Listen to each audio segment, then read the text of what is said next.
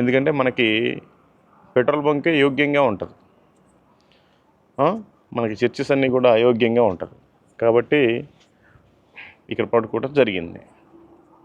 అట్లాగే 40వ వచనం ఏమని సెలవిస్తుందంటే, మిమ్మును చేర్చుకొనివాడు నన్ను చేర్చుకొనును, నన్ను చేర్చుకొనివాడు నన్ను పంపిన వాడిని చేర్చుకొను.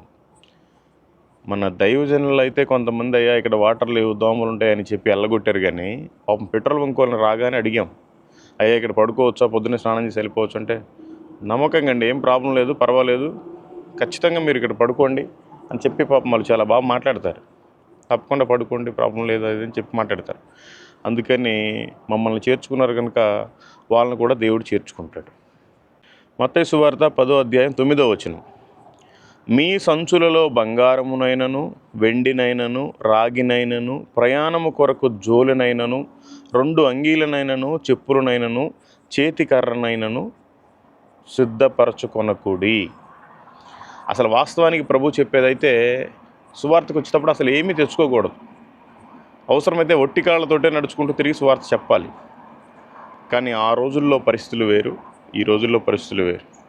కనీసం మనం ఆర్భాటంగా ఎక్కడో హోటల్స్లో అక్కడిక్కడ ఉండకపోయినా, మనకున్న చలికాలం అయితే కారులోనే, వర్షాకాలం చలికాలంలో, ఇప్పుడు కొంచెం ఎండాకాలం కాబట్టి ఇక్కడ షాప్ వేసుకొని పడుకుంటున్నాం.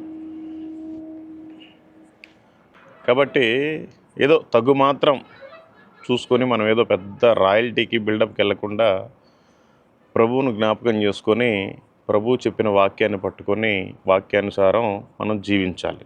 అయితే మీరందరూ అనుకోవచ్చు, పెట్రోల్ బంక్ దగ్గర పడుకుంటే ఎట్లా, సేఫ్టీ ఉండదు కదా, మొన్ననే ప్రవీణ్ అన్నది అలా జరిగింది, మీరు బహిరంగంగా పడుకుంటే ఎవరికైనా తెలిస్తే ఎట్లా, నేను ఎవరికి లొకేషన్ పెట్టట్లేదే, నేను ఎవరికి పలానా ఊర్లో ఉన్నానని చెప్పలేదే, పలానా భారత్ పెట్రోల్ బంకు, ఇది భారత్ గర్ అని చెప్పాను. అయినా కూడా నాకు ప్రాణం మీద అంత భయం ఏమి లేదు. ఎందుకంటే వాక్యం ఏమని సెలవిస్తుందంటే, మత్తయి సువార్త 10వ అధ్యాయం 39వ వచనంలో, తన ప్రాణము దక్కించుకొనుగొనువాడు దాని పోగొట్టుకొను కానీ నా నిమిత్తము తన ప్రాణమును పోగొట్టుకున్నవాడు దానిని దక్కించుకొనును. మనం ప్రభు పనిలో ఉన్నాం, ప్రభు ఆ మాత్రం కాపు కాయడా, ప్రభు ఆ మాత్రం చూసుకోవడం మనల్ని, ఆ విశ్వాసం నాకుంది, ఆ నమ్మకం నాకుంది. ఎందుకు ఆ సువార్త పత్రికలకి డబ్బులు హోటల్స్కి పెట్టి, దానికి పెట్టి దీనికి పెట్టి ఎందుకు పాడు చేసుకోవటం? అందుకని తగ్గించుకొని పెట్రోల్ బంక్లో పడుకోవటమే. ఏదో పెద్ద పెద్ద హోటల్స్ కాకపోయినా చిన్న చిన్న దాంట్లోనే ఉండొచ్చు, అది క్రమము కాదు. ఒక్క రాత్రికి 1500 2000 పెట్టి హోటల్లో పడుకుంటే ఏం ఉపయోగం? అదే సువార్త పత్రికలు 1500 2000 వస్తాయి.